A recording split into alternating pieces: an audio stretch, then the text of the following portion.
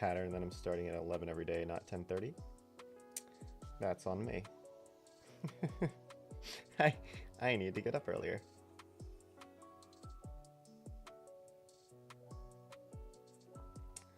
But, oh well. What are we doing today? Oh, we're looking at code. Oh no! So today, we are going to be doing monogame development. So, what we're looking at is the controls menu code. And this is the task that we're on right now. Our goal is to fix the options menu here. So the options menu is present in both the beginning of the game, the title screen, as well as when you get into the level. You can pull up, of course, the options menu, and these are the options it has. You can change the audio, controls, and that's basically it right now. So we're fixing the UI, and we're going to add maybe one or two more things like a new control to fill out the UI. So let's take a look at what it looks like now before we get started.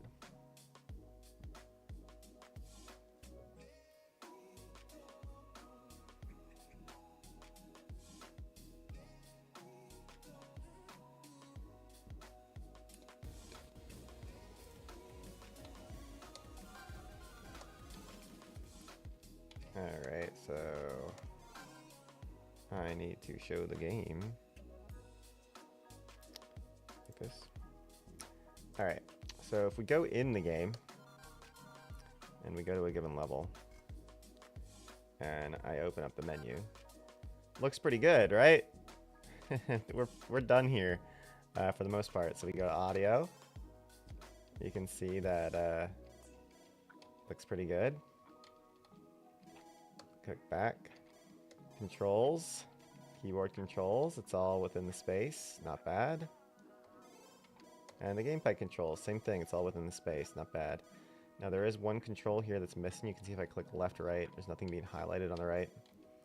So we're going to need to add a 10th control. It's going to be like a stand-in control. We don't have anything for it yet. So that's all good. However, that was a bug that just happened again. We clicked resume. Do I have that? And then the level started. I think we have that here. Let's see. Pause menu, resume. Pause menu. Or controls menu, resume. Before level starts, start level on keyboard. Okay, yeah. You have that. This is all well and good. But if I say go to the main menu, title screen. And now I look at the options. Oh no! It doesn't work. So the text is in the exact same spot. But if I go to the audio, you can see that all of the sprites are being drawn way to the bottom right, and that's because they're in a different render target.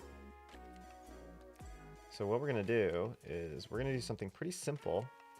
Is we are going to see what the ratio is between these render targets, and then we're going to apply the ratio to all of the sprites in these menus, so that here on the title screen everything is shifted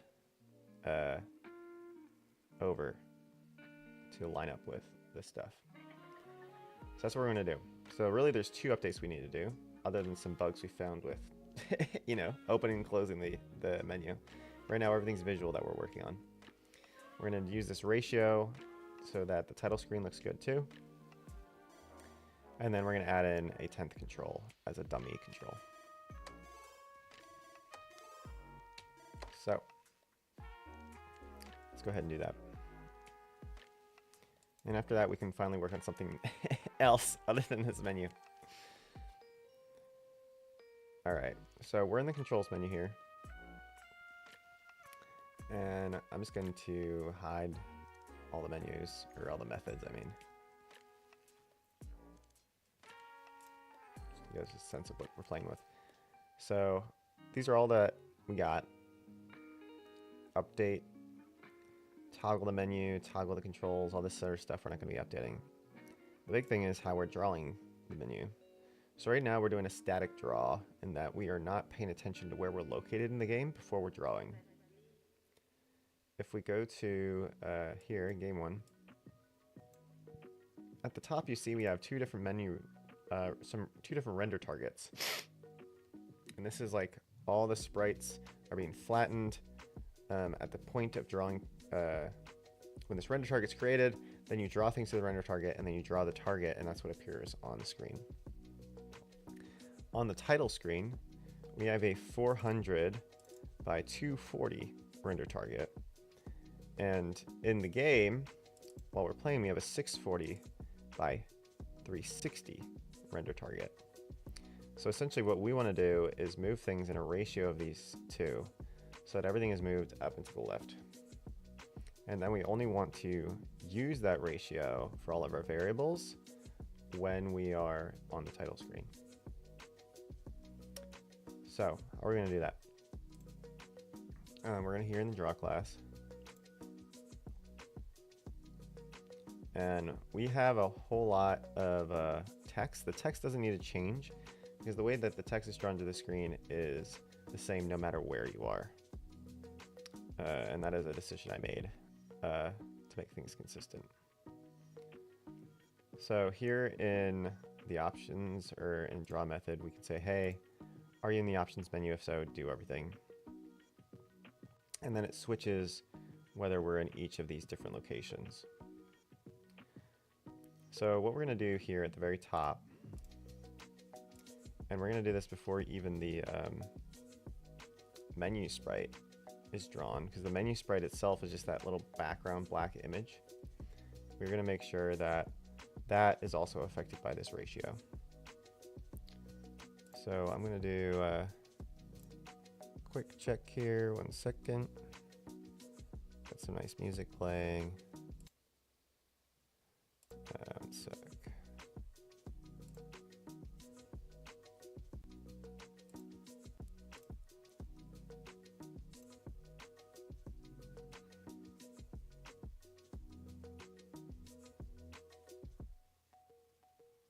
Cool. All right. All right, so here we go. We're gonna just put in some random ratio right now. So we're just gonna say there, title screen. When we say main menu, we'll just be consistent. Well, in some places it's called main menu, and other places it's called title screen. So we're just gonna say title screen render target ratio. That's pretty big. We kind of want a small variable name because we're going to be using this ratio throughout. So why don't we just say title screen ratio. It's fine. The title screen ratio. And we're going to have a X and a Y ratio. So we can say vector 2 equals new vector 2. And we're going to have an X and a Y. We'll just set it equal to 0 right now. So our title screen ratio, if we go back here, is going to be 400 divided by 640 or 640 divided by 400. We kind of have to decide. So if we're looking at, we have the mouse here, right? So something here in the bottom right is going to need to be shifted up and to the left. That means we're going to be subtracting where it's located. So for example, if something is at the position 5, 5, it might be at the position now like 3, 4. Because you can imagine something bigger shrinking down to fill something smaller. So we're going to subtract the ratio or multiply by the ratio, or 1 over the ratio. So I think what we're going to do here is say 400 divided by 640.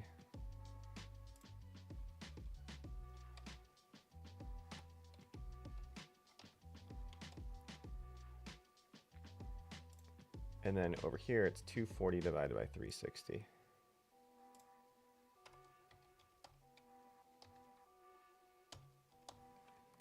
And we can even put a comment here. So render target ratio.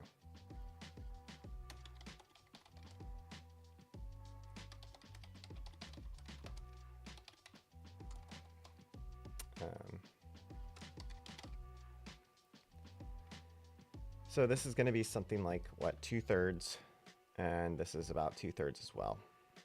So our ratio is probably going to be something like 0.66, 0.66. And we can test this first just against the menu sprite. So we can say the ratio is going to multiply everything what this menu sprite is doing if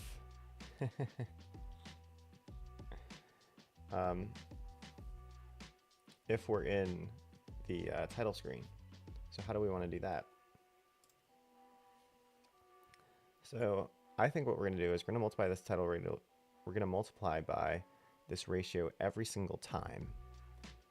But it's only going to be this if we're not in the title screen, or if we are in the title screen. So how do we know where we're at? So there's something called the game state. And we can see here when we start at the game, and we go to the bottom.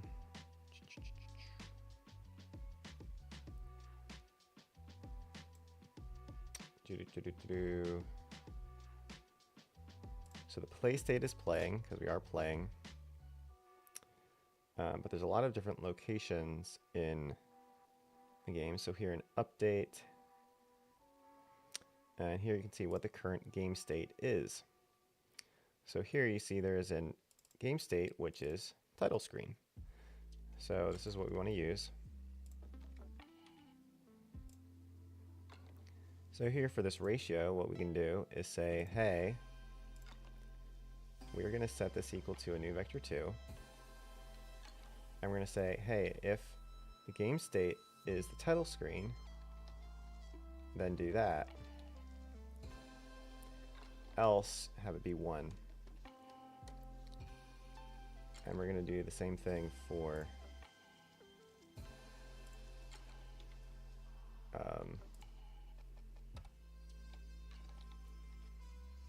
this.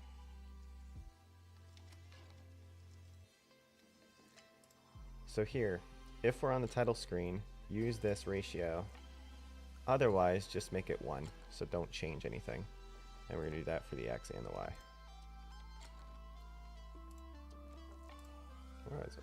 Why is this a pointer mouse right now? So that's our ratio. So all we have to do is for every sprite that we're drawing, then we can just multiply this ratio basically times everything. I don't know if I could just multiply it by like the whole rectangle, or whether I need to multiply it by every variable in the rectangle. But the key is the XY coordinates. I don't think we need to multiply it by the size of the element. Do we?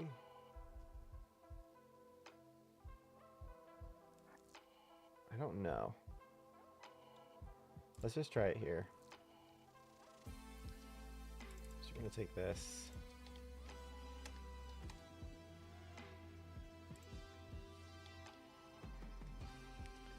And unfortunately for rectangles, they need to be ints. So we're going to do an int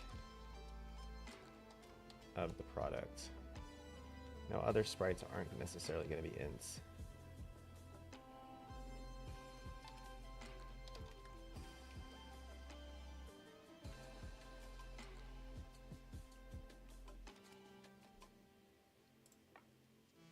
Why isn't it like that? Can it convert dot x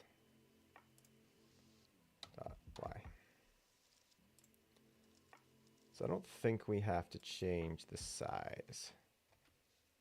Well, no, we might. Let's see what this looks like. I think we do.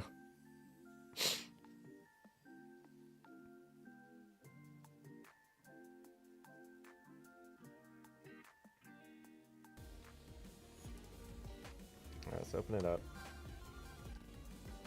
Interesting. Alright, so the size is too big.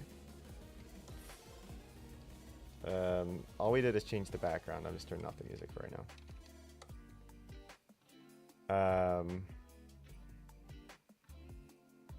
Why is it doing 0, 0? Let's take a look at our code. Oh, I didn't even show. Stupid. Where is Visual Studio? There you go. We're hiding it. Let's take a look again. So if you go to the options menu now, you see that its origin is at 0, 0 up here to the left. And that's because here, what's happening is it's saying that this is 0, 0. So let's see what our little breakpoint here. Our ratio is 0, 0.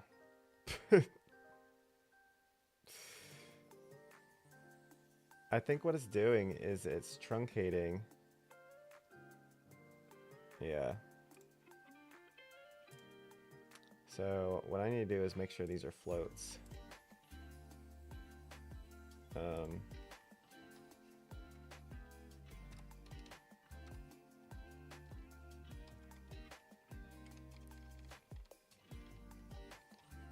Because it is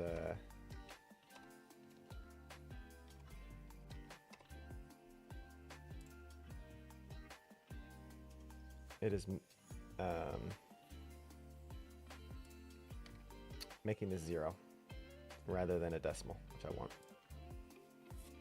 Let's try again.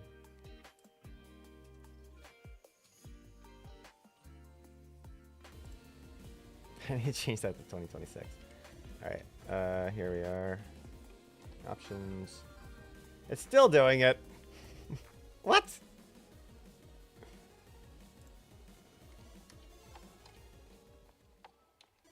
Why? That doesn't make any sense.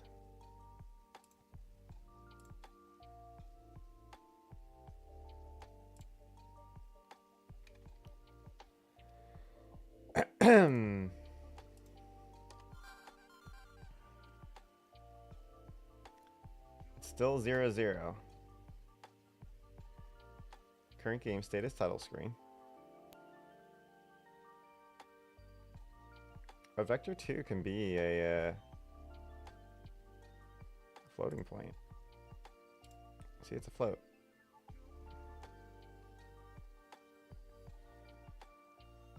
Alright, we're gonna have to do something silly.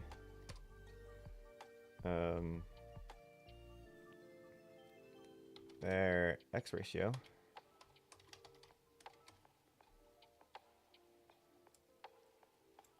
It's gonna take this. Say float. I'm just gonna hard set it.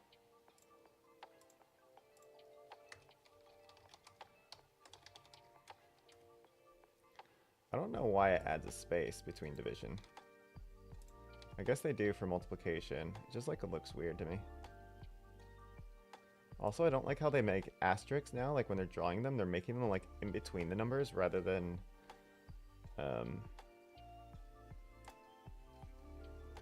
raised up. Okay, so now we can just make sure that this is working before we apply it to the width and height, which we're going to need to do too.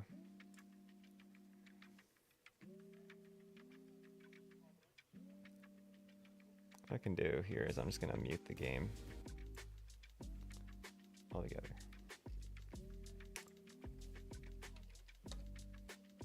It's still not working. I hate having to constantly hide this. All right, there you go. Why? I think it's because it's two integers dividing each other, which is an annoying thing about coding. So what this is doing is if I go here, the x ratio is 0 because what it's doing is saying an integer divided by an integer is going to be truncated down to 0. So what we need to do is not... I'm just going to pause. We can just make both of these floating point numbers by doing this. And then now we'll continue.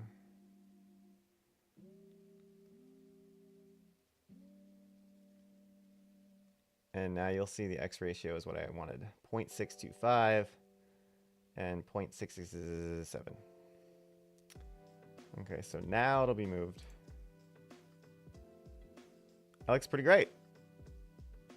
So we'll hide this. And you can see that the width and height is too big. So that's fine. So now if I go back and I just apply it to the whole thing. So we can just say, actually, I'm really curious. Well, we'll do this first.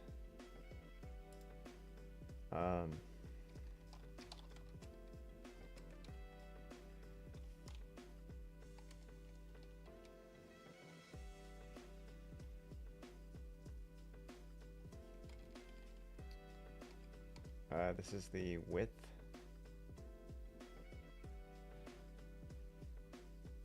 So it's that x.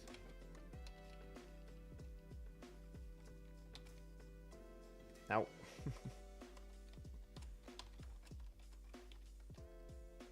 Dot y. This is way too long for this line now. All right.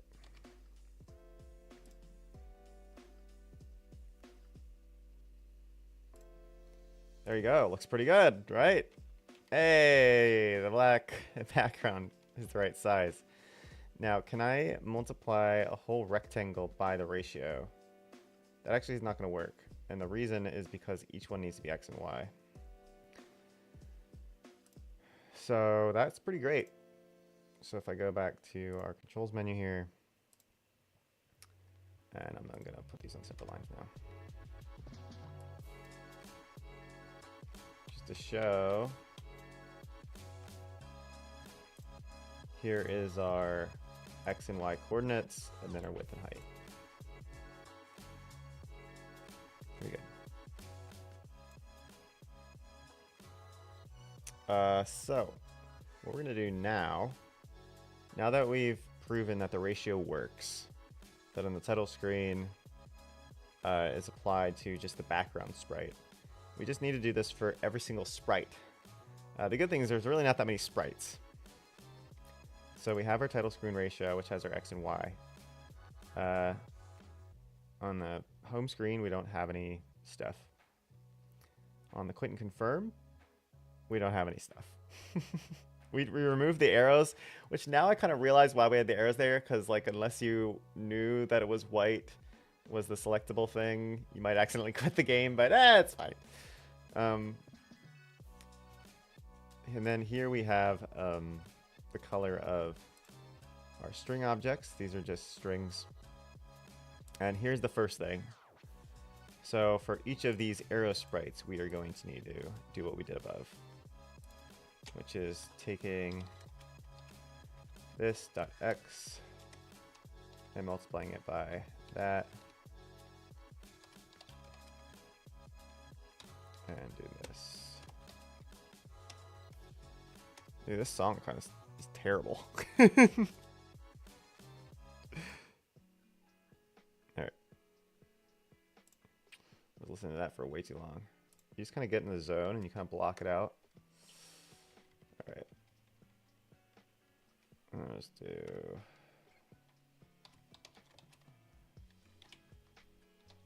X. Oops. Come on now. Oh, I take the comma with me.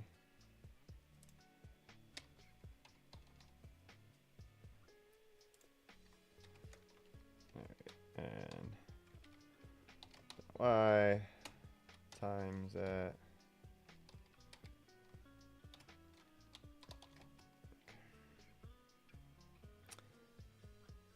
what is it? What is it angry about? I not do.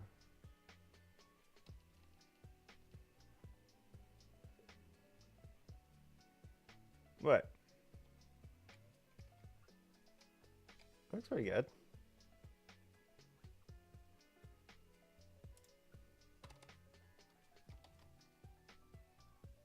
What? wait. Int this,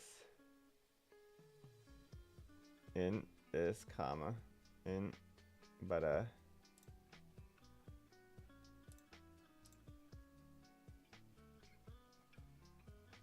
you don't want another one. Look, it's good. I think it's confused.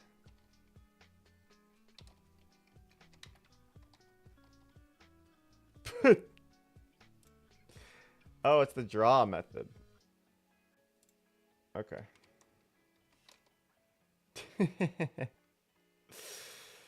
What are you? Rectangle does not contain the thing it takes. Oh! Oh! There we go. And then we need to do it for all the others. So this is just a...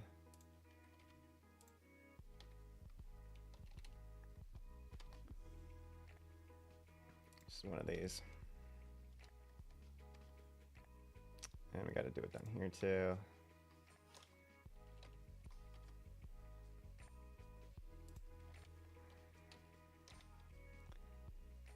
And you might be thinking, is there a quicker way to do this?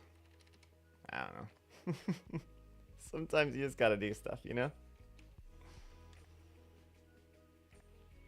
You're like, what if I took all the rectangles within a given area and then did the thing that was automated and applied numbers? Yeah. At least I'm doing this to make it easier to see. I don't always move stuff to the next line.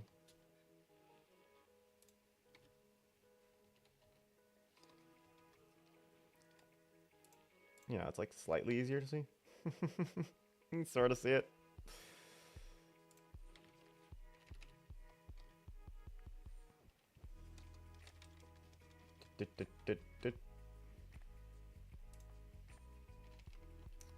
Bop.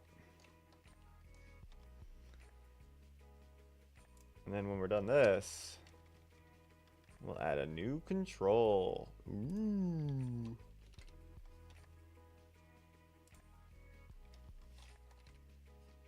Cool. All right, so those are done.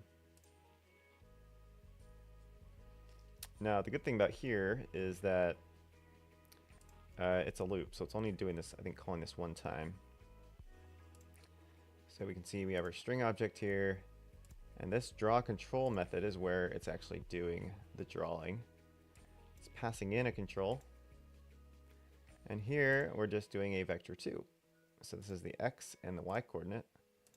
So here we can just, because it's a vector 2, we don't need to convert it to an integer. So we can just do that. And then here we'll do a y. And we want to multiply to whatever the final product of this is.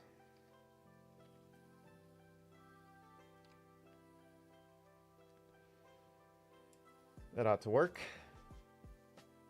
And then here, we're going to do the, why do we change that? We're going to do the same thing. So we'll take x and y.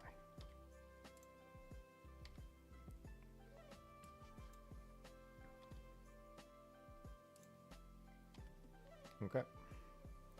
Moving on. That's the left column. Then we have to do the right column too. we'll go down to our button control, which is twice. So we're going to take that, X, and then we're going to do this dot Y. And we're going to multiply by the whole thing. Sup, Sussy Rock Moss. Welcome to some C# development today. Working on Switchball Deluxe, the game that I am working on. So this is Switchball Deluxe. It is an action arcade puzzle game that has been in development now for about 1.5 years.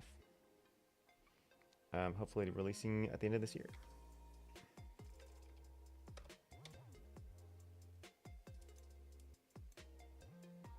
If you look at past streams and stuff, I've shown some development and I've shown some playtesting, level creation in the game. And right now we're working on fixing the controls menu, or options menu.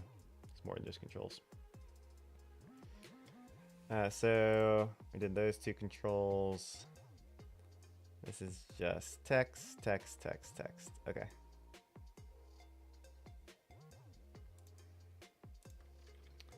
So we're going to go down to our keyboard, and we're going to have something very similar here. We have our string objects, and then we have 2 controls. So this menu works very similarly to the gamepad controls. So it's going to be pretty redundant.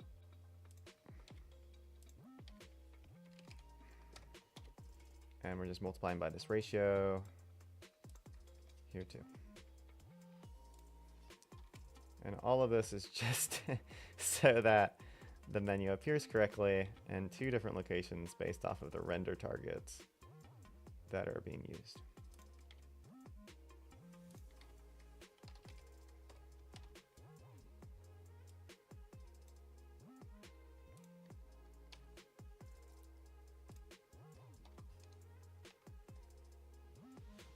All right, so there's that. That was the left column. Now we're going to do the right column.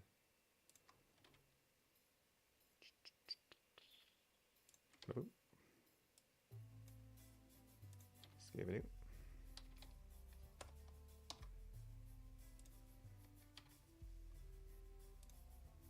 Okay. And one more. This might be it too for these updates. Okay. So then we have text, and that's it. So let's take a look to see if it worked.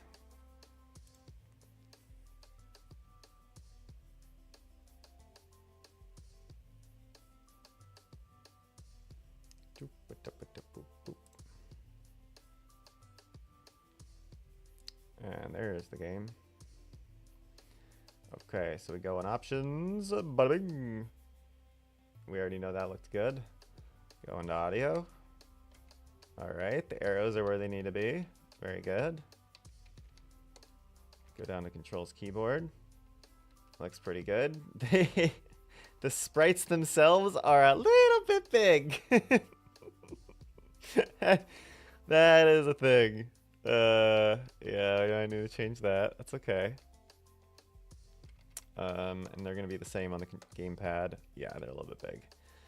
The reason for that is that we are drawing... Well, I need to take a look at that. I think I'm not drawing their dimensions is all I'm doing. We can take a look at the code. Let's take a look here. So if we go to here, when we're drawing a control, what we're doing is we're passing in a custom position. I'll go to the method. So when you pass in a control, you can draw in a position, and you can add a custom width and height if you want to. Otherwise, the width and height is going to be dependent on the sprite sheet, which all these are 16 by 16. I'm not passing in a ratio though I don't really want to put in custom code here. That would suck. Although I guess the width here, maybe it'd only be one time because the width and height here at the very top is just saying, hey, do 16. It might not be. Yeah, I might be able to do it here.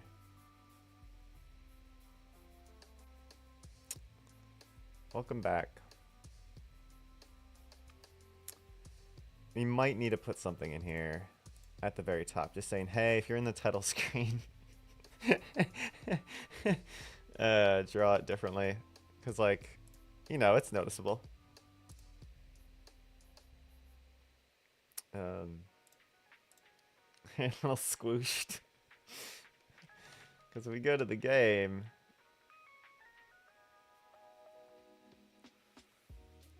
And I go here. Yeah, I don't have anything custom for that. And I go to here. That's the size they're supposed to be.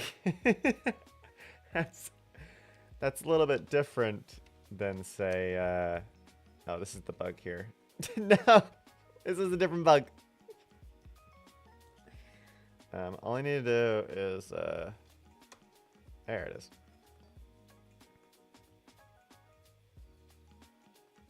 It is a little bit like a different language. Yeah, this is C#. This is within the Monogame framework. All right, so they're just too big. All right, we'll do it. It's not too big. It's a pretty easy update. So we can just quit the game the cool way.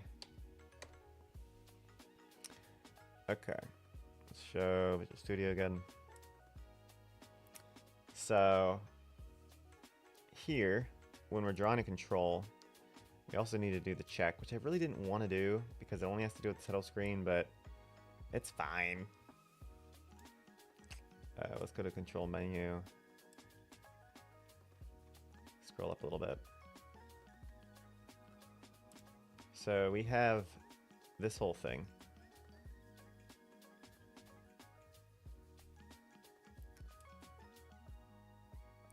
And we'll just do it.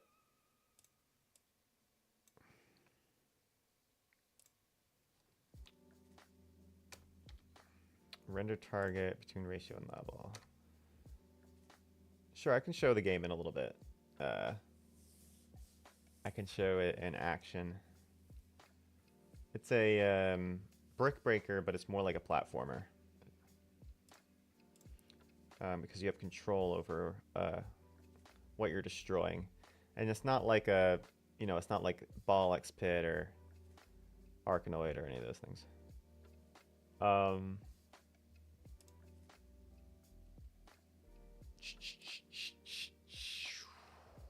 we're going to take this. And all we have to do is this. Yep, it's going to be on Steam, and then ideally, one of the big updates that's going to be coming down the pipeline soon that I'll be working on is touchscreen controls, because it's simple enough that I want it to also be available not only on Steam, but on, you know, iPads, phones, iOS, all that. Is it expecting this to be an int? Fine. So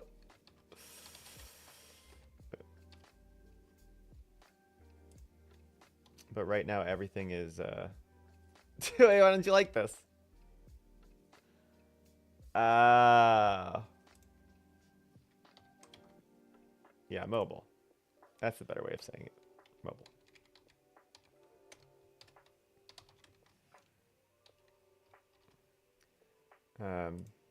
It'll be in decent refactor, but I don't think too much of a refactor. So one of the nice things about Monogame is it's a very flexible framework. That's one of the big draws of learning how to code in Monogame, is being able to utilize the framework for, like, put on mobile, put on this, put on that. So there's already a pretty big refactor. This is based off of a previous code base for a game that's a demo on Steam called Blister Blight, which is the only thing that if you look for Quasico games on Steam, you'll find Blister Blight. That's a free demo. That was a failed Kickstarter a couple years ago. We'll revisit it at a later time. But this code base is based off of that. So when I took it on, though, I needed to completely refactor it to set myself up to be able to develop for mobile, whereas Blister Blight was an action platformer, just like lots of controls, and could not work on mobile at all. But this will. So we have the width and height here, which is our ratio, and it's, as we saw before, if we're in the title screen, it's going to apply the ratio. Otherwise, it's just going to say 1 times whatever you're doing. It's not going to change anything here for the controls. On a potato phone? I don't know. I don't know how much of a potato it'll work on. It's not that big of a game, theoretically. Actually, compared to some other mobile games, I don't know. I don't really have a concept of bigness for mobile yet. All right, so we're going to go to options. I need a high Visual Studio. And yeah, your phone might not be a potato phone. Some people's phones might be potato phones. All right, we're going to go to controls. Hey, matzo pizza pie. Looks great. It's all on the right size.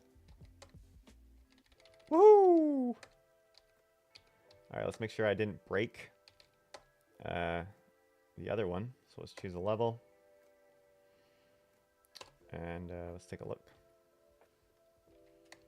We did not. Still working here too. Pretty good. And while we're here, why don't we play a couple levels just to show you how the game works. So it's called Switch Ball Deluxe because you're this ball over here. You see there's a timer at the top.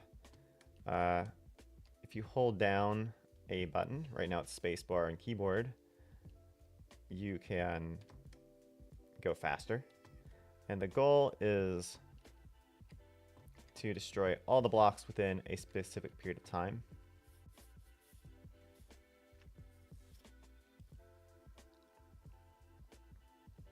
Gotcha. Yeah, it's pixel based for sure. And you get ranks based off of it. So that was pretty slow because I was just kind of moving around. And there's a lot of different gimmicks for each of the worlds. It's based off of power plants is the theme. So for example, hey, this is one of the ones I need to put back in. This is the only one of the levels that I have to put back in. Don't look. I need to put these 2 levels back in. The whole point is called Switch Ball because you're switching colors. And depending on colors, you get to maintain combo. So for example, if I'm blue, I can destroy the blue bricks like this. If I'm red, then I can go back and destroy the red ones. As you increase your combo, the explosion gets bigger, kind of like Bomberman. But if I say I'm blue and I hit red, the combo's broken and I have to start at the beginning again. This is the second world, so you also have here where now you're moving left, right instead of up, down. And you can always hold down turbo to go faster. You can see the UI is kind of wide on the left and right side of the screens. 1, that's to help you focus, and 2, because that's where in mobile you're going to be holding the tablet or the phone on the left side of the screen, so you don't want your hands overlapping the play area. Yep, more the combo, the bigger the nuke. Exactly. And there is a nuclear world with a whole bunch of even bigger bricks. So for example here, Fibonacci is an example level where the bigger the bricks, the bigger explosions. So, for example, if I go green and I hit one of these, you get even bigger explosions like that. So it's a really fun concept. I've had a lot of fun playtesting it, and we'll be having playtesters soon, probably in the next month or so. So a lot of the updates I'm doing right now are to get it so that there's not all these bugs when I put it into playtesters' hands.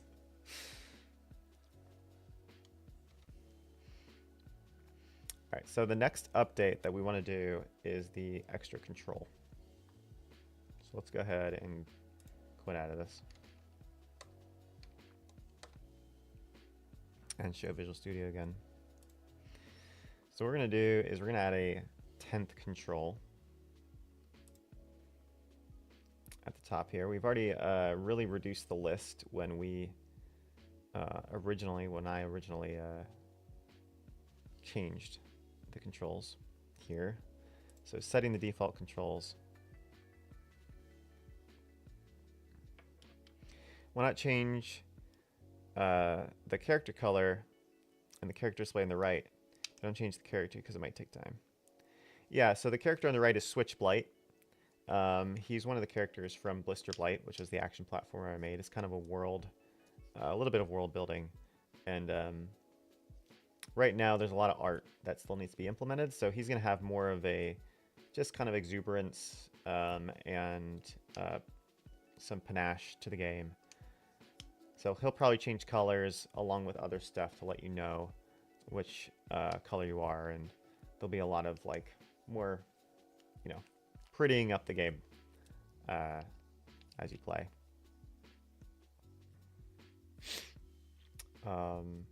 So what we're gonna do is add another control, and we just need one more right now. We just need, it's kind of like a stand-in control, and we have something here. We have like weapon slots. These weapon slots were for the action platformer, so I could use that. We could just create something else. Doesn't really matter. This is specific controls for this.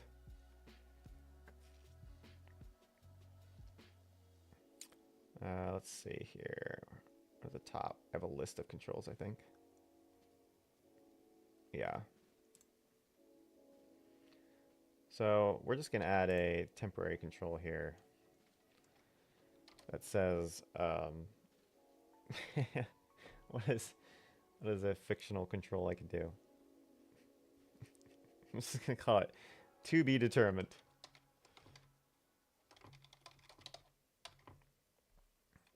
Be very explicit that it does not do anything. And all we need this is here at the bottom.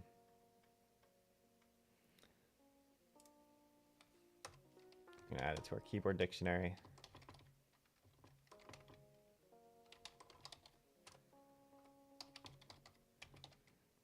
To be determined. And I don't know, what are we gonna assign it to? 0. Does that work? Dot this thing? D0? Yeah, sure.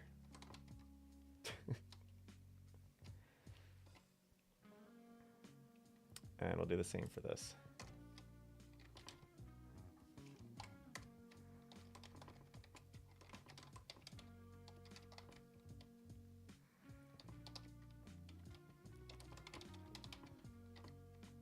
And we don't have anything for select. I'll just say select. Is there a select? No. Because this is old, like, Windows kind of stuff. No one presses their left thumbstick down. We'll just do that. Oh, do we even have a button press for that? I don't even know if I have a sprite for that, to be honest. And then we need to set the order for these. So this one's going to be 9.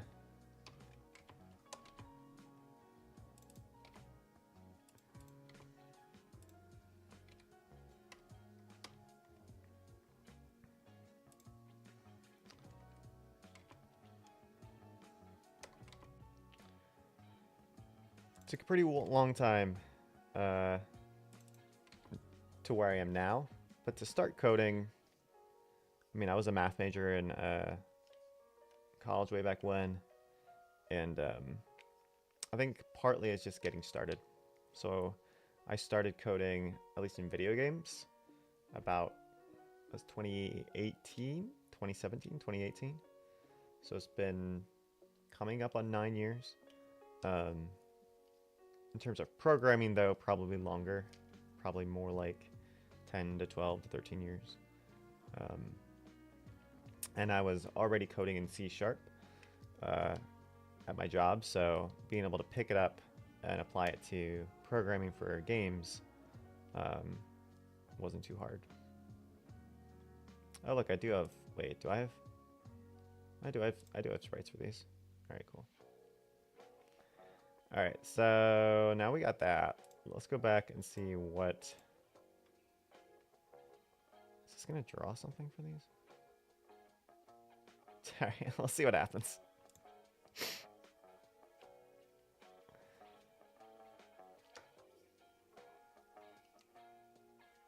Let's see what's going on here.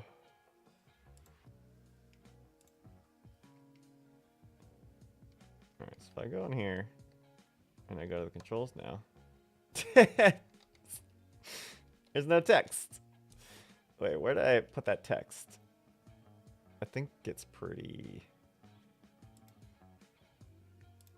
Don't I just have it here? Oh yeah, right here. I just needed to add it to the toMenuString method. All right.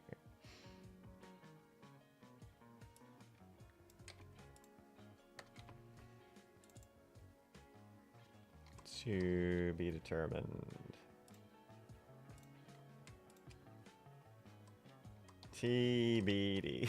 There you go. TBD.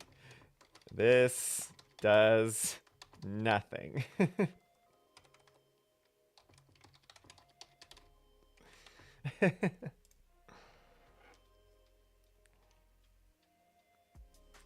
Hopefully that's just not too much text, though.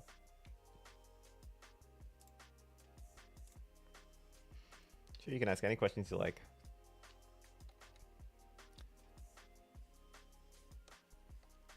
Can you add your own background? Way too much text. No, I don't have a plan right now for adding custom backgrounds within the game. And all the backgrounds here are going to be changing, but there is going to still be a collage effect for sure between pixel art and like realistic looking art or pictures. There might even actually just be pictures, which actually are what are in the background of the levels are some stock art, but I'll get legit ones. All right, I might try to take the pictures myself, to be honest. I think that'd be pretty cool. If I could like go to power plants and stuff and take pictures. All right, TBD. There we go.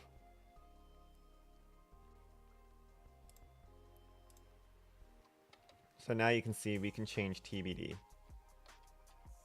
And TBD has oh, do you know what stinks? You can't even see what the keyboard controls are because they're so small.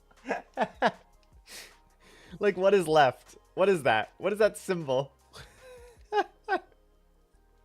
I didn't notice that. You can't read that.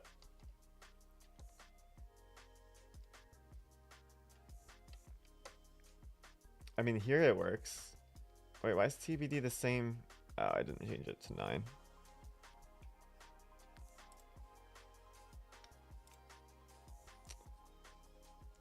Alright, we're gonna show this again. That was my bad. It's supposed to be 9. There's some game music right now. All of it, again, is in process, so...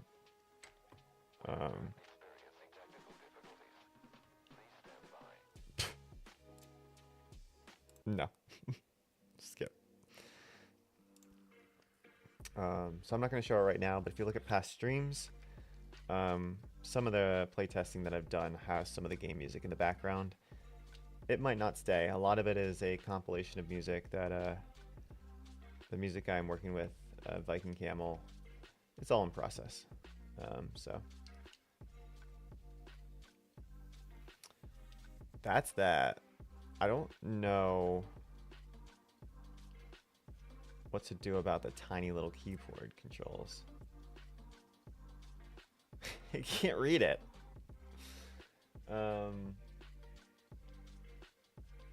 I could just make the menu bigger. Like if I go in and change it, I don't really want to do this though.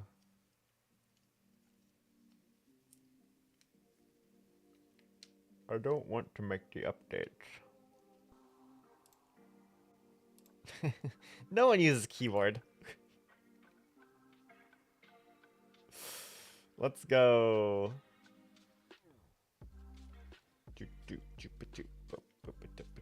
So, for example, if I go to keyboard, and if I go and say change exit to be, I don't know, G. That's a G. Oh no. Alright, we need to pause this for a second.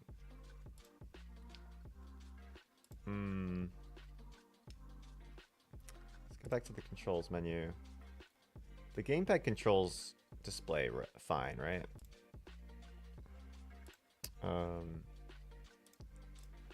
I go to... Nah. Nah. Not really.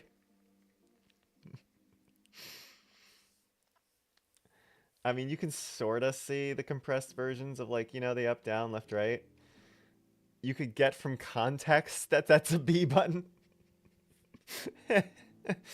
Oh. That's too bad. What if we just didn't care right now? What if I remove this stuff?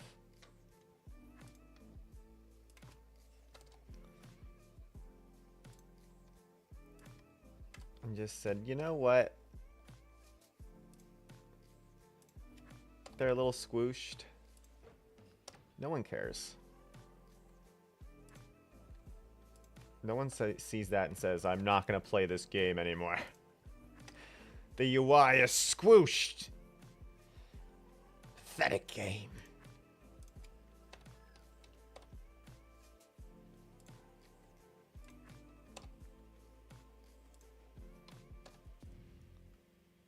Ridiculous.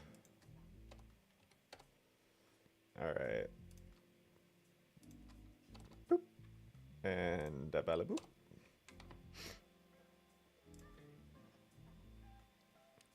And it's fixed. Oh, it's nothing. Wait.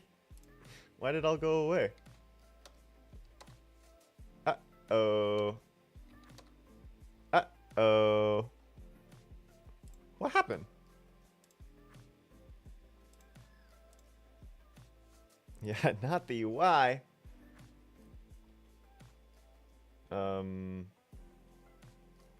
Gamepad. Did I break it? I'm gonna stop.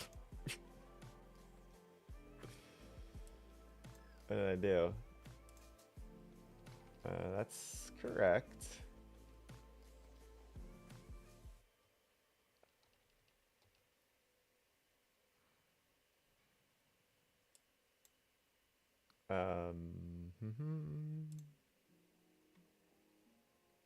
Yeah, this is all fine. I think I just need to get restarted. Alright, it's fine. It's fine. It's gotta be fine.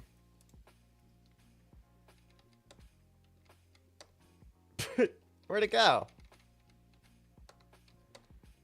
Keyboard controls still look like Garbo. I think it's broken. I don't think it compiled. I think I broke it.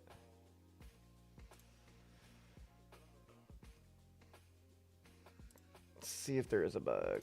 So we Control Shift B, build that sucker. What?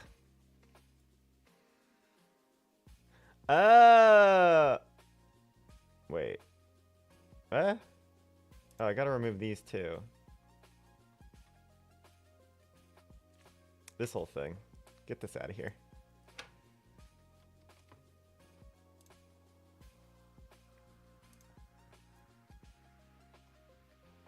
Just let it be what it wants to be. Oh, wait a second. It needs to be at the right location. I just need to remove this. Wait.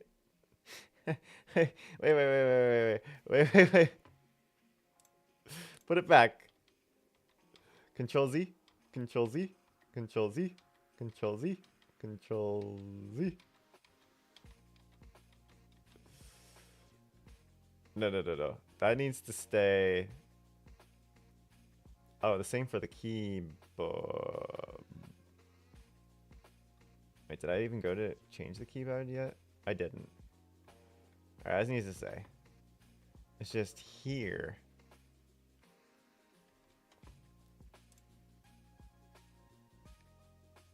We can make this back.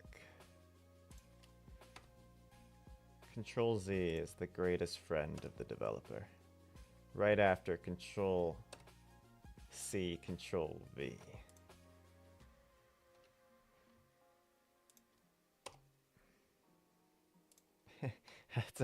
That's an interesting question. If you had to remove something, would you remove the ability to copy paste or would you remove the ability to undo? Probably remove the ability to undo. Hard to say. Who's to say? Okay. Poof. There you go. Look how squishy they are. Yeah, see? It's clear. They're just a little squooshed. It's fine. They're just all squooshed together. It's all good. It's no biggie. Now the question is, if I go to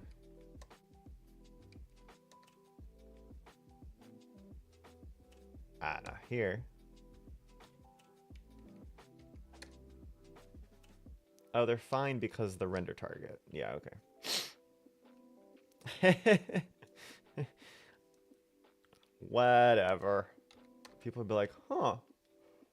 Didn't it look different in the other location? Huh. Huh. Eh.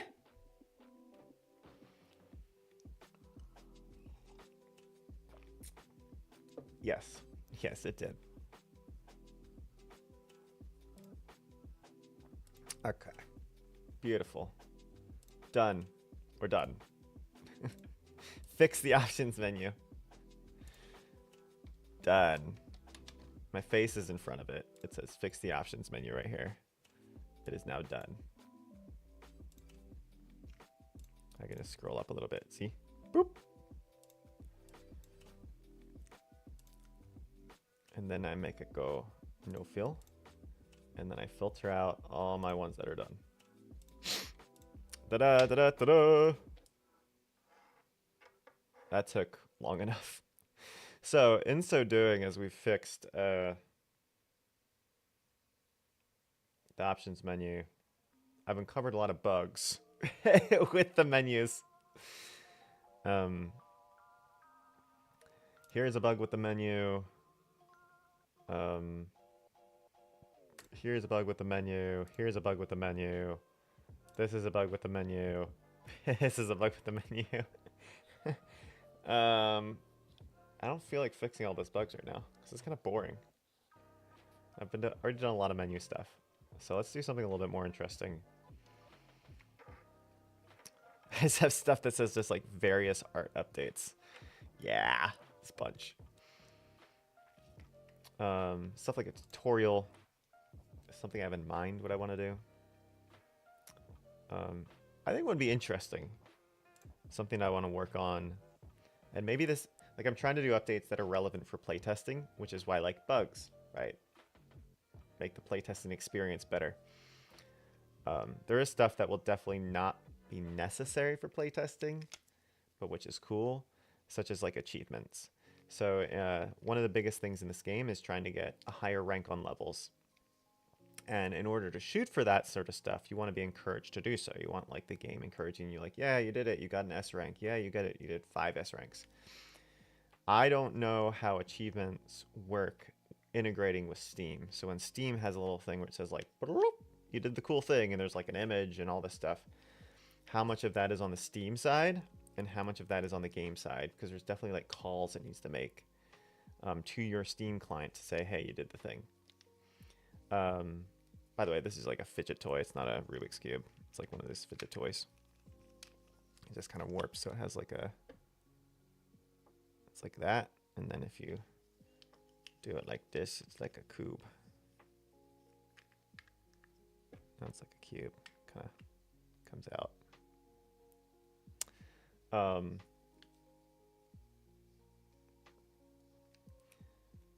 Just slap the control menu. There's like a very little I want to introduce, just enough to show how the features work in the game. So anyway, achievements are going to be both in-game, connected to Steam, and also I kind of want there to be like a menu, like maybe like an achievements menu, or like some way to track all the cool stuff you've done, so you can kind of like hit all the cool stuff. Which I always like in these sorts of games. It really like feel like, oh, I could do that. I can get to X thing. So that's a thing that I want to do. Again, not important for playtesting. Here I just have one line. 100 hours. 30 minutes.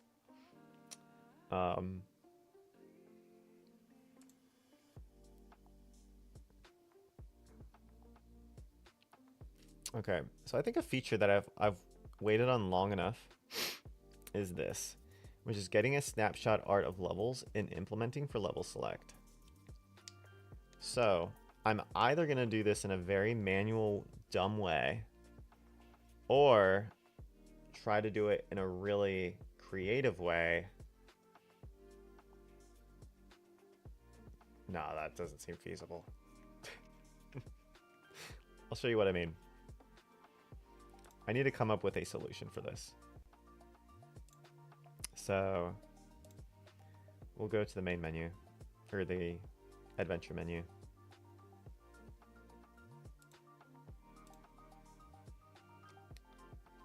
So here's the adventure menu. When you start the game, there's only going to be like a first, this is going to be the only world, and as you play through, you'll unlock the other ones. However, if you go down here, you can see that there is this empty spot. It's very conveniently says iStock right now. All these stock images I just grabbed and threw in here. And again, I was also considering having the background be like an image, or not an image, a video, like a looping video. Like it'd be pretty cool if you had like a looping video of windmills in the background, like slowly rotating, like real life video. Not necessary, but was an idea. Anywho, here I wanted a small section here to be a miniature view of the level. So before you go in a level, you not only have, I'll just move my face out of the way. Oops. Where's my face? There it is. Let's get my face out of the way. Whoa! So down here you have the title of the world, you have the title of the level, your best time, your best rank. And then I wanted this little area to be a snapshot of the level. And then on here, this should just be a back button, which would be only be relevant for touchscreen. So here, how do we create a small snapshot of a level? So if I go into little boxes and click enter, now we have, this is the level. So if I click backspace, essentially what I want, other than your character, the ball itself, is a snapshot of this, but I want that in here. So there's really two main ways of doing this in my mind. One way is the simplest way is by going into every single level. You have it like this. You have a version of this which doesn't show the ball. And maybe it could show the ball. Maybe it wants to show you where you're going to start. And you literally are going to take a screenshot. So you take a screenshot of this, and then all of those screenshots are going to be the exact same size. And then they will be scaled down to fit within this space. So they'll be a little pixelated and stuff. But that's fine. It doesn't matter if they're pixelated. It's just supposed to show you like a general snapshot of what's coming, or a reminder of what the level is as you're kind of scrolling through it. Part of the touch screen controls too is that I'm unsure whether if I just touch one of these, does it immediately go into the level, or do you have to touch it twice? It's like you touch it once and you touch it one more time, tap on it to go into the level. Any case, this is what we need to deal with. So the simplest thing would be a screenshot. So you go into this level, I would take a screenshot, and then I'd have my own sprite sheet, which displayed all of these screenshots, or multiple sprite sheets containing these screenshots, because this is a somewhat significant screenshot. Maybe I already scale it down in the sprite sheet to the dimensions to display here. So if I get set on dimensions, I'd have a sprite sheet of basically all of the levels as little icons. And then I just put them here. That's one idea. Probably the idea I'm going to go with. Music stopped playing. Go ahead. The other thing I was considering doing is something way more complex, but generative, which is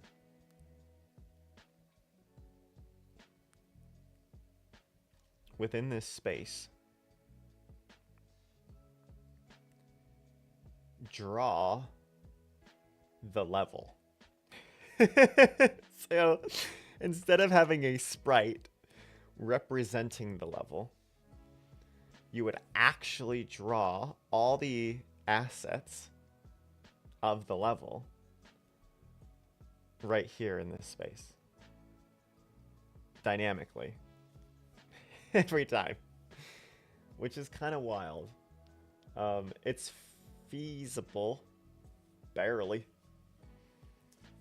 It seems a little bit silly because that would also potentially lag as you're, going between levels and worlds and stuff. It's constantly having to regenerate. That's such a terrible idea.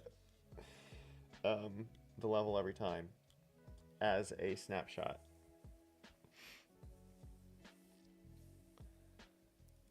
Yeah, even just saying that seems crazy.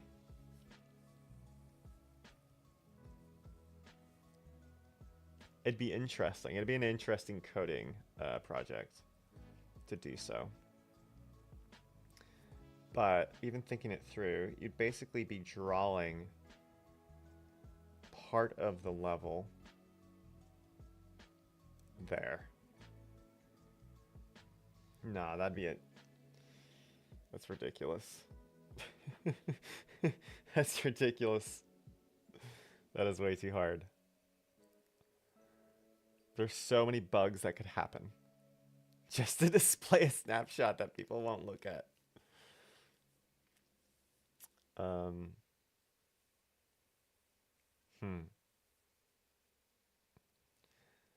So it seems like the other work is monkey work then. Just going in every single one of these and taking a little boop, boop, boop, boop, boop, boop.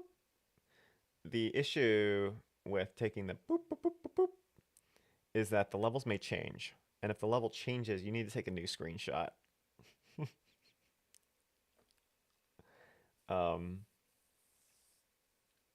Is that the biggest problem in the world? Probably not, but oh, it looks like we're all out of this kind of music. We're going to switch it up.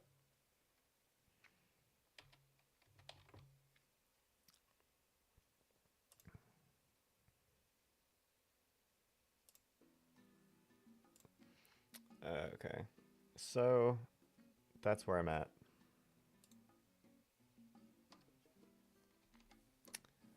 Now that is kind of monkey work. It's attention to detail monkey work, which to be honest, a lot of game development kind of is, in my experience. You figure out a solution and some of it involves doing a thing 160 times for 160 levels. Now, part of the development process is thinking of a way that doesn't require you to do something manually 160 times for 160 levels. Such as going in, hiding this, and taking a screenshot. The screenshot itself is a little bit problematic too, because you already have these backgrounds. So you have the stock background and all this sort of stuff, and you want that to be blank. Or you want it to be one flat color. So if I was going to do this, I would also need a mode, which would probably be called screenshot mode, where you would no longer have the background. This wouldn't have this background either. You essentially would be taking like a set position screenshot with a lot of these sprites removed, where all you have are the bricks and any object showing, which that's actually not that hard. That's pretty straightforward. And then I would use something like, I use Snagit as a software tool. And in Snagit, you can set a specific spot on the screen and a specific dimensions of the area to take a screenshot. That way you don't have to manually do it every time. It's just automatically going to be that. And you just pop, pop, pop, pop, pop, pop, pop, pop. So that's actually not that bad, now that I think about it.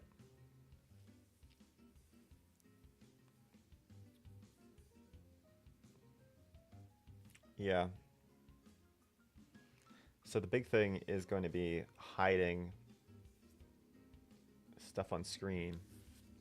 Maybe pressing a button. Maybe it's just a variable you can set to hide the UI to go in like screenshot mode. And then having probably another sprite sheet rather than using an existing one. To shrink all of those screenshots down to the correct size, which would fit here. Now again, these dimensions, ought to be the same scaled dimensions as the level, which I think it is. I think it's close. Yeah, it's a little bit wider, probably.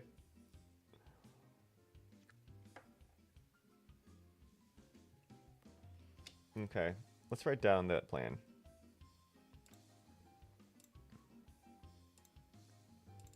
So we're just going to say plan.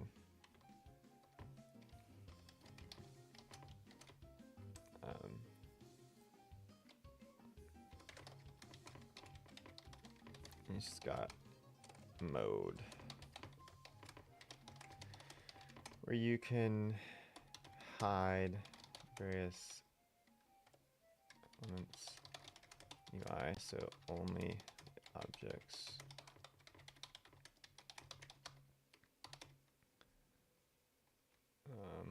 Whoops.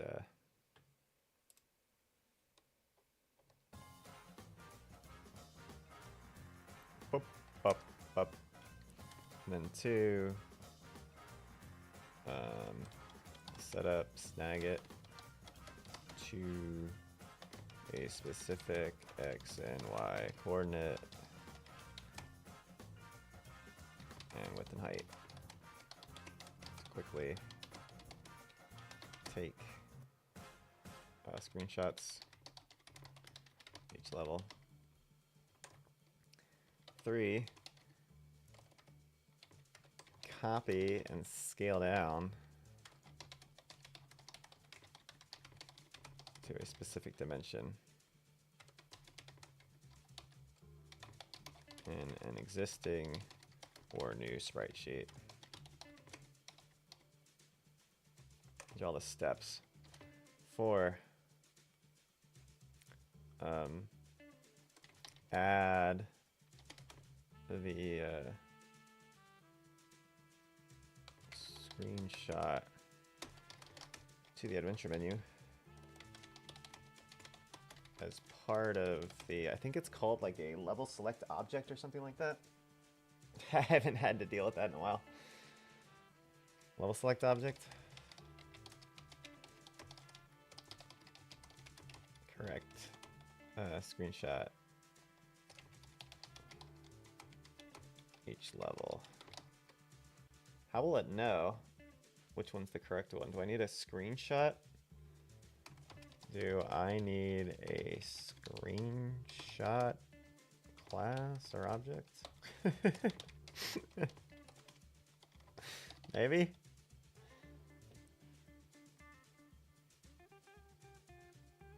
No, you probably just add a sprite. Well, how does it know what sprite to pull? Like, do you need to map the IDs? I'm not sure yet. I've done it with other stuff. I just need to take a look at what I've already done.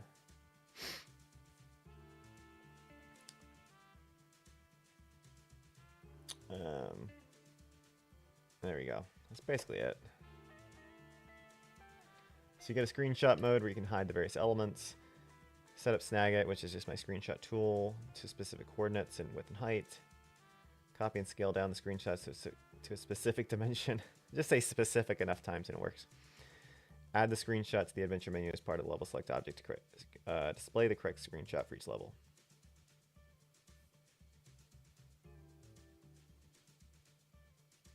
Good. So, that's that. That's some planning. And then the back button.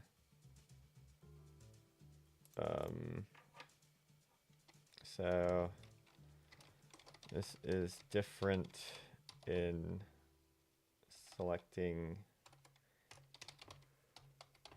Well, it's obviously different touchscreen and other stuff. It's like right now you can just click back.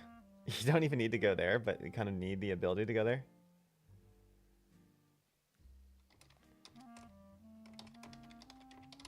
Via normal controls to include the button and location somehow when going down from one of the last levels. I'm not sure how that's going to work.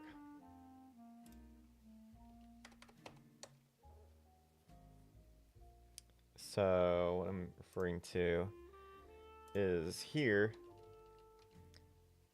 if this is the back button, if I click down and I click down again, I'm going to move my face back to where I was, over here. if I click here down and there's a back button down here, it says like back, go back, then it ought to go down to that and then go up to the top. Right now, if I click up, I'm just going to whatever world is selected. And then when I click down, I can go between the two. So similar to it going up to the world that's selected. Here, I could just say if I click down again, I go to the back button no matter where I am. Does that make sense? It makes sense for the world because that's how you switch worlds. And here, if I go up here and I go here, it's going to go right back to world. It defaults to 1. However, if I click down here, I don't think I want to go to back. I think if I just was over here, I could go to it. Like, who's going to do that? Do I even need a back button for controls? Probably. There needs to be something.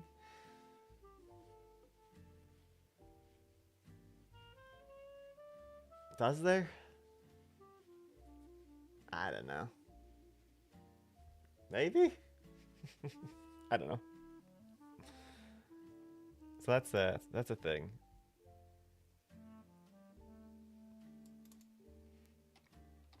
Maybe don't even need a back button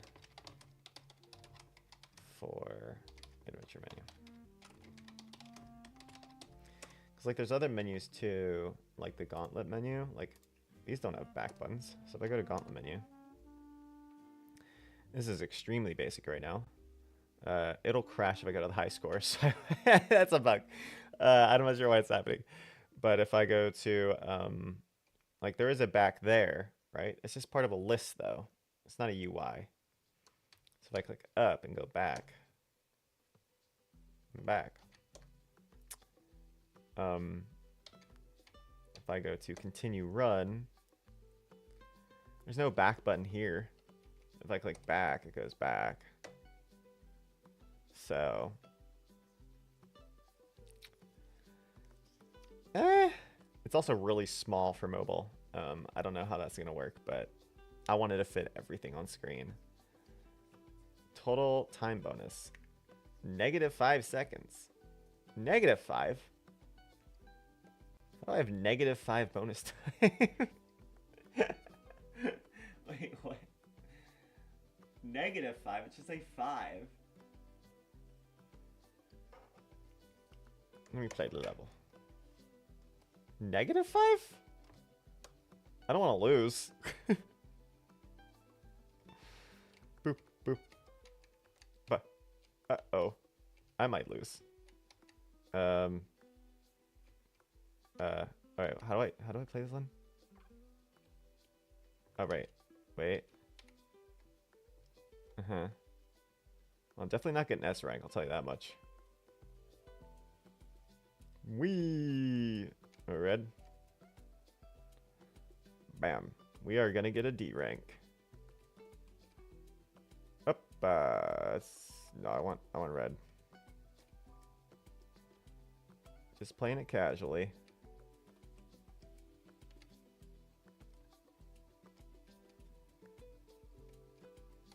Uh-oh.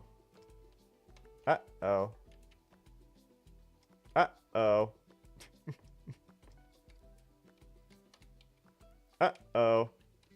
Oh, wait, I can do this.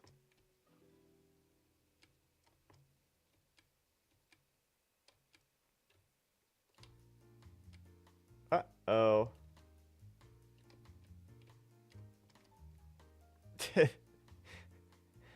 That was close. You know that minute 20? That felt pretty kind.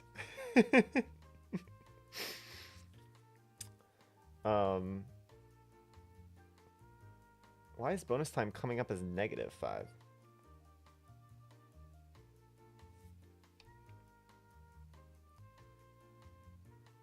Have I used bonus time?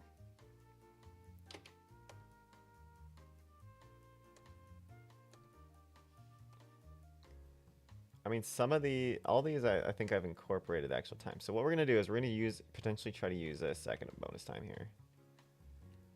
This one, you know,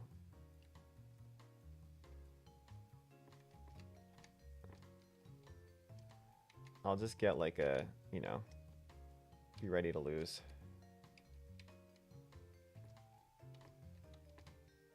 Bah. All right, so we're gonna wait till bonus time happens here. And then see if it ends immediately or what. See if I actually have negative or if I have positive 5 seconds.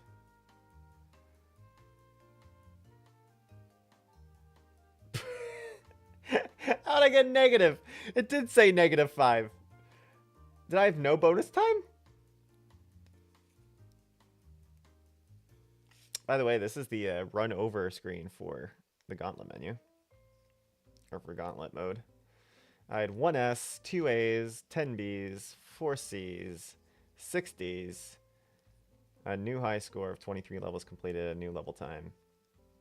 Total level time of 13 minutes, 33 seconds, and 46 milliseconds. Why did the bonus time say -5?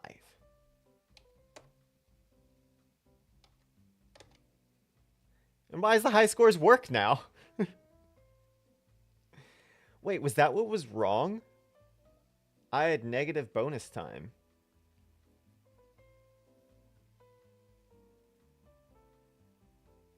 Did I really have 3 runs below that had 0 levels completed? I think I did.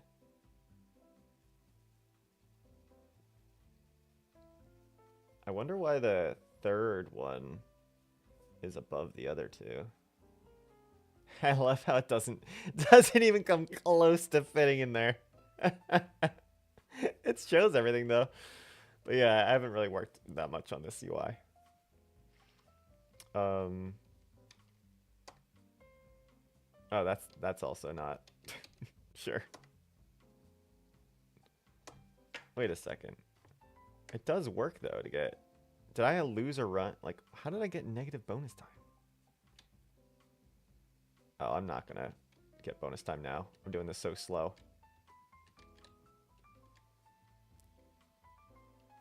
Oh, too bad. I got 2. So you should say 2 like that. Also right here you see a bug. There's nothing for the menu. Do I have that bug somewhere? Let's see. No. No. If you close the pause menu, will carry over. If you're in the adventure, then go to Gauntlet. The ordering is not reset, so nothing's highlighted.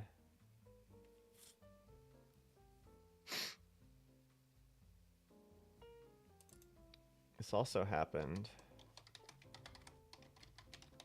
when I finished a Gauntlet run and then started a new one and got to the end of level screen. So that's pretty simple. It's just resetting the order. But if I go like to the main menu now and quit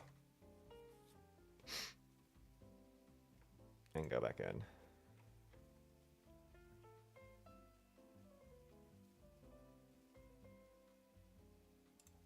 And we're back.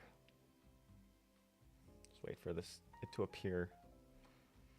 Go into Gauntlet mode, the real men's mode, the real people's mode. There's my beautiful high score, 23 levels. Continue a run. It says 2. How did I get negative? See, this is where I'm going to need some playtesters to help me out.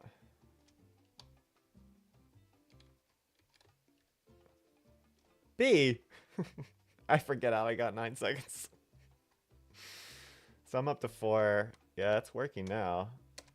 Alright. 100% S rank. Nope. No! My S rank.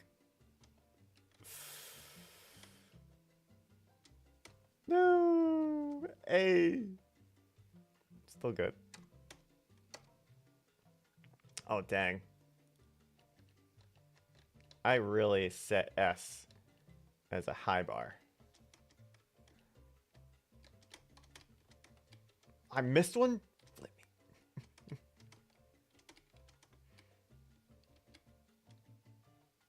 Oh, man.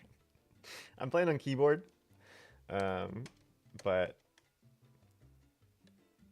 yeah. Ah!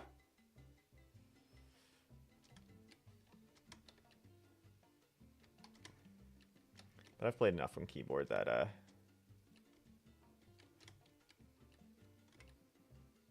it's gonna be a lot of A's and B's, I'll tell you what. now that I've made S rank really hard to get. Like, you need to play it really, really well to get an S rank.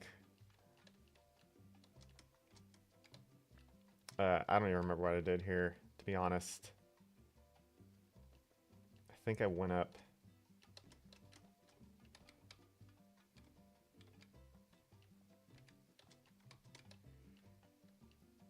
Dope. Yep.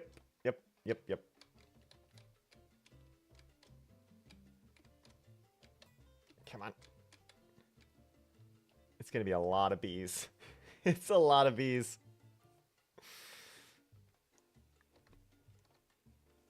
Alright, this one you can fail at, so maybe a little bit careful. I'll do that. There we go. And then we need to be careful here. There we go. We're fine. C rank is fine there. You just don't want to fail the level. Alright, we got this.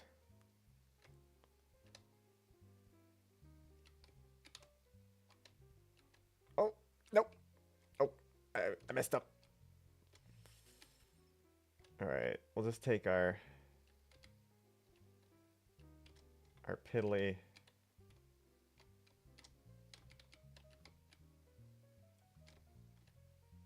B rank and be done with it. Oh, our B rank! No! I forgot about this one. No, D!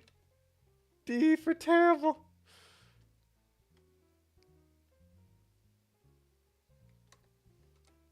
Alright, we got this. We got this. We can get an S.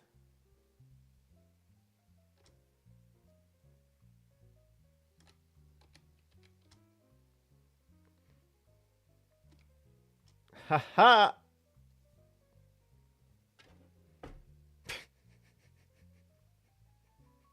You gotta be kidding me. Come on!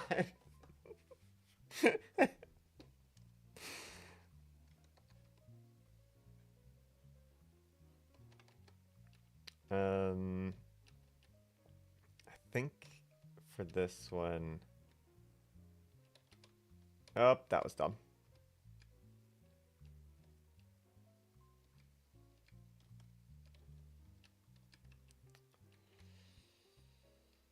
Boop, boop, boop. Uh-oh.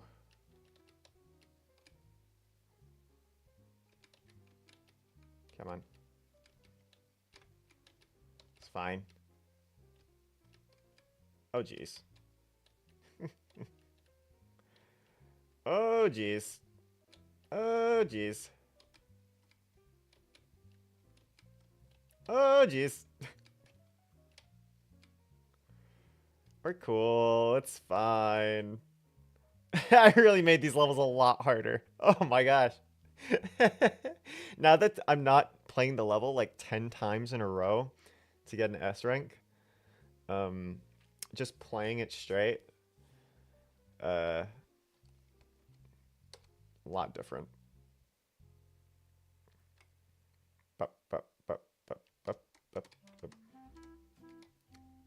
I made this one at 20. Get out of here with this. Ah, flip. Yep. Ah, but no. I'm choking. It's gauntlet mode.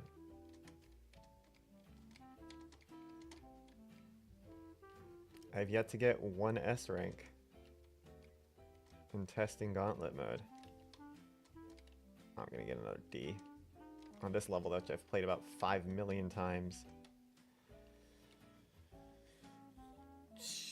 Sugar. Yeah, I definitely might need to make the total time to beat a level longer. Because I was really like, it's a full minute. You mess up like 2 or 3 times, you're toast. Alright, we'll just finish the world for today and then... Oh, that's not what I was supposed to do. Oh, flip. Well, there's no S rank now.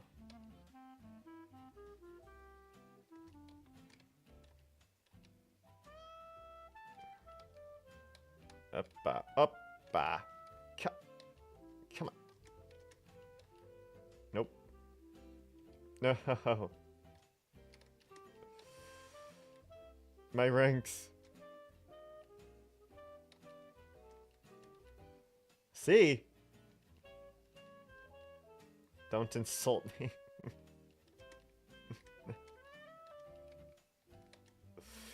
No, am I getting D's?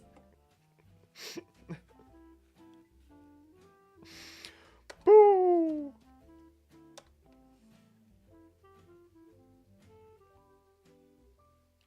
Alright, I did this one recently.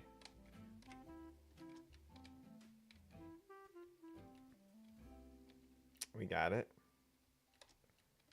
Right now there's like no sound playing too for the game, which is fantastic.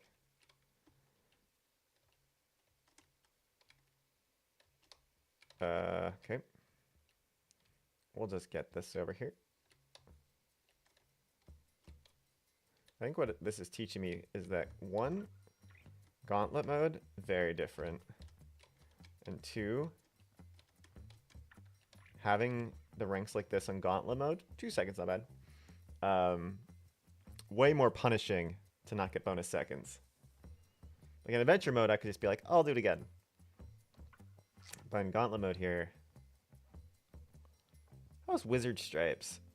Like it's supposed to be smaller to fit and not overlap. All right, this one I did recently. And I forgot to actually change the S rank. So this is actually not a legitimate... I already messed up. I was going to say it's not a legitimate S rank. I've already done it differently too.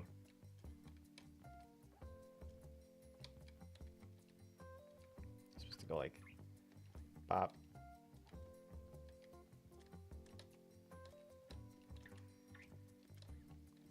What am I doing? You're losing.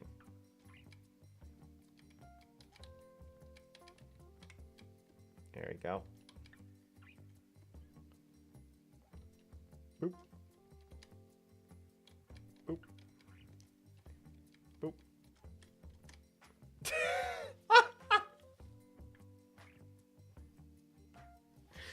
I still don't cheese the S rank. Are you kidding me?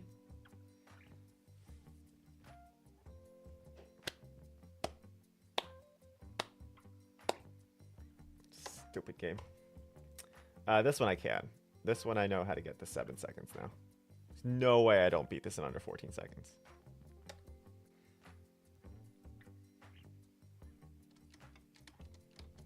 Alright, I messed up.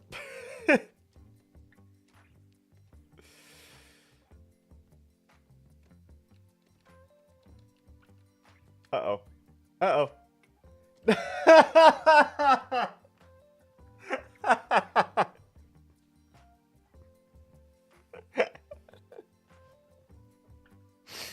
No way I don't beat it in 14 seconds. What? Why is the spoonful of fire text? I thought I had it. Oh my gosh. I need it to be more strict in terms of reducing the font. Alright, we got 26 seconds of bonus time.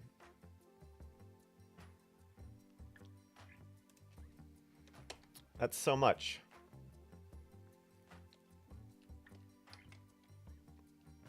Bop, bop, bop. We got this. Oh, we're taking our time. It's not what you want to do.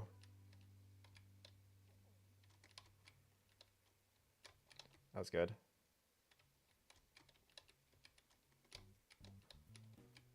I think we're safe.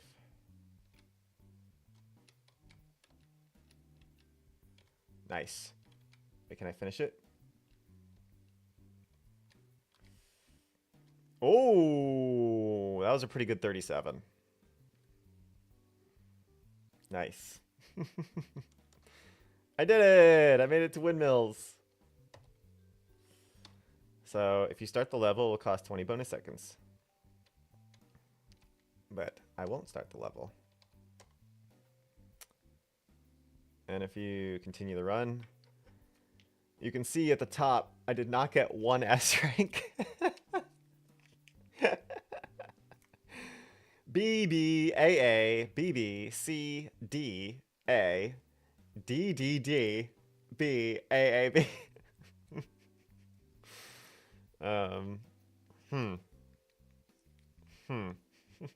I did make S ranks much harder. Much, much harder. So we'll see how playtesting feels about that. I think it's great to have it like really be like you have to play perfectly to get an S rank. How that translates here in gauntlet mode, I might change the amount of seconds you get. Because like before, S rank is 5 bonus seconds, A is 3, B is 2, and C is 1. But the way that this is going, in terms of making the S ranks that hard to get, I might do something like 10, 5, 3, 1, rather than 5, 3, 2, 1. But that's where I'm going to call it for today. Thanks for all who tuned in. Sussy Rockmoss, who was coming today too, hanging out. Who were tracking some C# development. Did some playtesting there at the end, which actually did help reveal something. That now that S ranks are much harder to get, we probably want to tweak the reward during gauntlet mode as you play. And maybe even change it so that the levels are a little bit longer. Maybe. Tomorrow, we might be back playing some Isles of Sea and Sky tomorrow. We'll see. But, not sure. Anyway, thanks all. I'll be tuning in later on Twitch and YouTube. Love you guys. Jesus loves you too. Catch you next time. Peace.